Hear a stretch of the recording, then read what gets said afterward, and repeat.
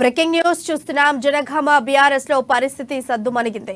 Ticket కోసం చెలరేగిన వర్గపోరు చల్లారింది. Ticket కోసం ఎమ్మెల్యే ముత్తిరెడ్డి, ఎమ్మెల్సీ పల్లా మధ్య నెలకొన్న విభేదాలకు ఫుల్ స్టాప్ పడింది. మంత్రి కేటీఆర్ ఇరువురు నేతలతో చర్చించి సయోధ్యకు తెచ్చారిక ఇద్దరితో సమావేశమై జనగామ బీఆర్ఎస్ టికెట్ కేటాయింపులపై చర్చించారు. జనగామలో పల్లాని గెలిపించుకోవాలని కేటీఆర్ పిలుపునిచ్చారు. మరో ఇద్దరు ఆశావహులు కూడా ఈ సమావేశంలో పాల్గొన్నారు.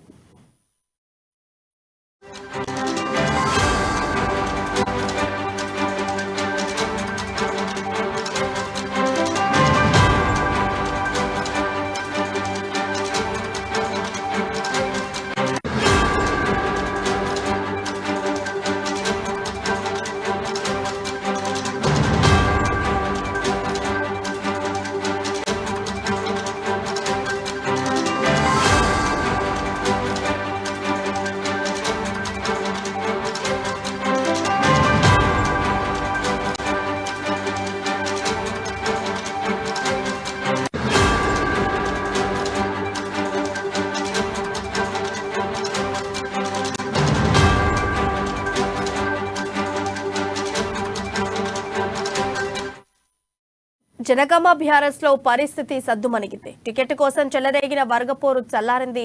టికెట్ కోసం ఎమ్మెల్యే ముత్తిరెడ్డి, ఎమ్మెల్సీ పల్లా మధ్య నెలకొన్న విభేదాలకు ఫుల్ స్టాప్ పడింది. మంత్రి కేటీఆర్ ఇరువురు నేతలతో చర్చించి సయోధ్యకు తెచ్చారిక ఇదే అంశంపై మరింత సమాచారం మా ప్రతినిధి స్వామి తెలియజేస్తారు. స్వామి, చెప్పండి, అప్డేట్స్ ఏంటి? ప్రియా, మొత్తానికైతే వారు జనగామ టికెట్ వారైతే ఇవాళ మొత్తానికి సర్దు మరిగిందని చెప్పుకోవచ్చు.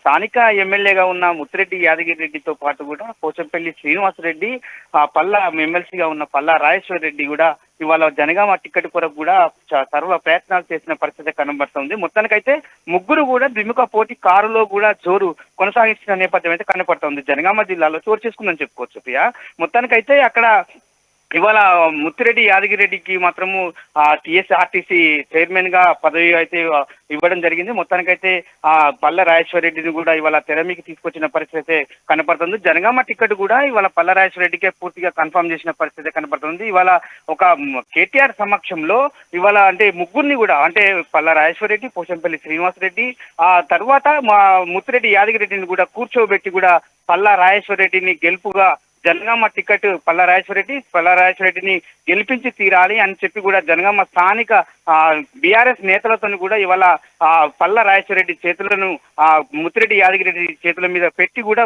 మొత్తానికైతే పల్లా రాజేశ్వర రెడ్డి గెలిపించుకొని కూడా ప్రగతి భవన్ కు రావాలని చెప్పి కూడా ముత్తిరెడ్డి యాదగిరి రెడ్డికి చెప్పిన పరిస్థితి అయితే కనపడతా ఉంది. మొత్తానికైతే కేటీఆర్ సమక్షంలో కూడా ఆ నాయకులంతా బీఆర్ఎస్ లో ఎలాంటి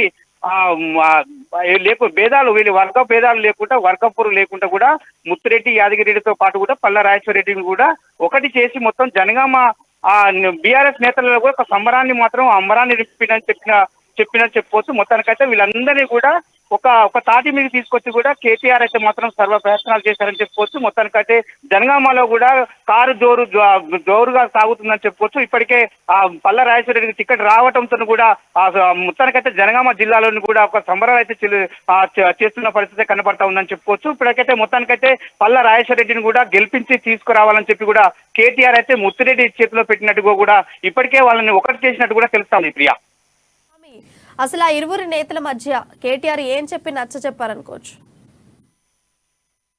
స్థానిక ఎమ్మెల్యేగా ఉన్న ముత్తిరెడ్డి యాదగిరి రెడ్డిని మాత్రం ఇవాళ పల్లా రాజేశ్వర రెడ్డి కూడా జనగామ టికెట్ కేటాయించడం జరిగింది. జనగామ టికెట్ పల్లా రాజేశ్వర రెడ్డికి ప్రస్తుతం ఎమ్మెల్సీగా ఉన్న పల్లా రాజేశ్వర రెడ్డిని కూడా జనగామ టికెట్ కు ఇవ్వడం జరిగింది. ఇప్పుడు ప్రస్తుతానికైతే ఎమ్మెల్యేగా ఉన్న ముత్తిరెడ్డి యాదగిరి రెడ్డిని కూడా ఇవాళ టీఎస్ఆర్టీసీ చైర్మన్ గా నియమించడం జరిగింది.